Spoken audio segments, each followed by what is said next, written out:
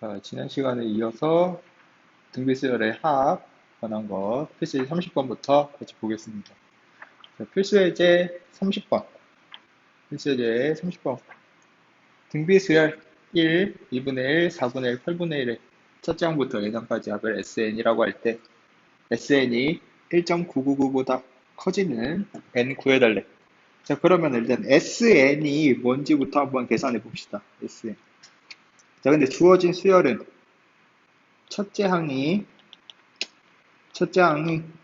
1이고 공비 R이 2분의 1인 등비수열이니까 SN 공식, 등비수열 합공식 이용해 주면은 1-R분의 A1에다가 1-R의 N제곱, 요게 등비수열 합공식이었죠. 그래서 적용시켜 보면은 1-2분의 1분의 1 곱하기 1-2분의 1의 N제곱, 요거가 되는 거죠. 그러면은 2-2의 n-1분의 1제곱 이렇게 되겠네요. 전개 풀어주면 괄호 풀어주면 이렇게 되겠죠. 자, 그래서 이게 2-2의 n-1제곱 분의 1이 1.999보다 커지게 하는, 그러면은 2를 이항시켜 주면은 마이너스 2의 n제곱 분의 1은 0.001, 마이너스 0.001보다 커지게 하는 그런 n 찾는 거고. 자, 그러면은 양변에 마이너스 1 곱해서 마이너스 1분의 1은 1000분의 1로 바꿀게요. 0.001 이렇게 되고, 또 양변을 또 역수취해주면은 2n 제곱, 2의 n-1제곱은 1000보다 커진다. 자, 그때 우리가 알고 있는 거는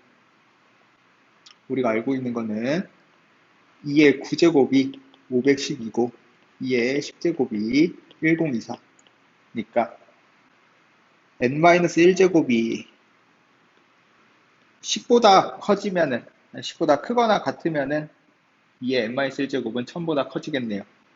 그래서 얘는 11보다 크거나 같으면 되더라. 그래서 최소값은 11이다. 그리고 다음 31번. 자, 수열 AN의 첫 항부터 n항까지의 합이 SN이 5의 n제곱 마이너스 1일 때, 자, 그럼 우리 이거 생각할 수 있겠죠?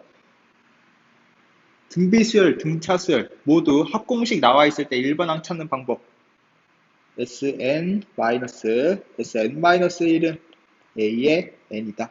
근데 항상 이때는 N이 2보다 크거나 같다라는 조건이 있어야 된다 라고 했었습니다. 그래서 적용시켜 봅시다.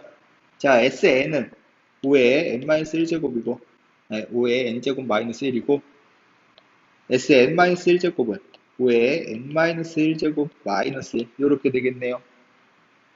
그러면은 5의 n제곱 마이너스 5의 n-1제곱이니까 얘는 앞에 거를 5 곱하기 5의 n-1로 바꿀 수 있겠죠. 5의 n제곱을.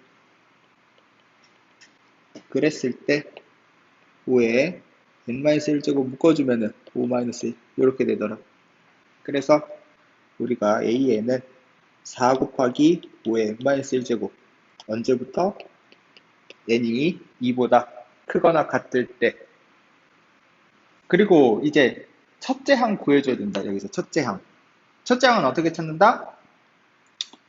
여 공식. 저 공식 말고 이거죠. S1이랑 A1이랑 같은 걸 이용하면 되는 거죠. S1이라는 거는 첫째 항까지, 첫 번째 항까지 더해주는 거니까 S1이랑 A1이랑 똑같을 텐데 S1 집어넣으면 5의 1제곱 마이너스 1이니까 4가 되겠고, 그리고 여기 우리 일반항 구한 거에서도 A1 집어넣어 보면은 4 곱하기 5의 0제곱이니까 4가 나오네요. 자, 이렇게 S1에서 구한 거랑 우리가 구한 일반항에서와 첫째 항이 서로 같으면은 그냥 일반항은 4 곱하기 5의 n-1제곱이라고 할 수 있더라. n이 2부터라고 쓸 필요가 없더라. 이렇게 같을 경우에는. 근데 다를 경우에는 구분해서 써줘야 된다고 했었습니다. 됐습니까? 자, 그래서 넘어가면은 원리합계 나오네요. 원리합계. 자, 원리합계는 뭐 원금과 이자를 합해서 계산한다. 뭐 대충 그런 말이고. 그래서 그걸 어떻게 계산하는지 한번 봅시다. 자, 먼저 두 가지 방법이 있는데 단리법과 복리법이 있습니다.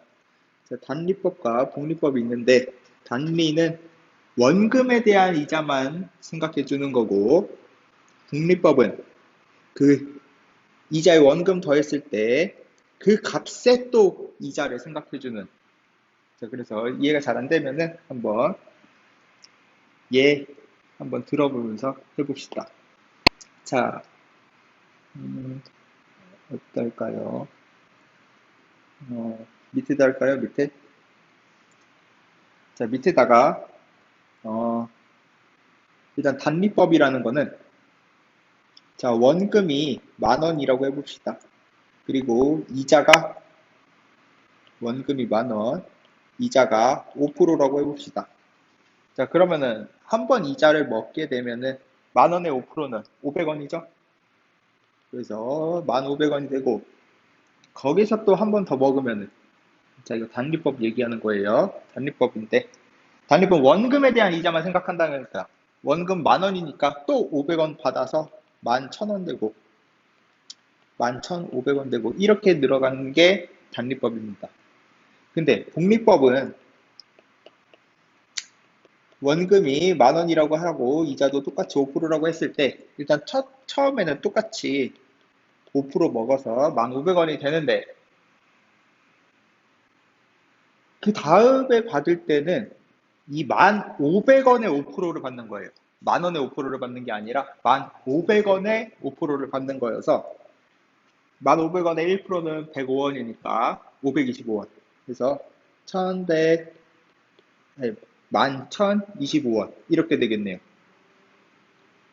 그리고 또 11,025에서 또 5%를 해서 그 다음 해에 이자를 받는 거고 이렇게 복리법이랑 단리법 계산하는 방법입니다.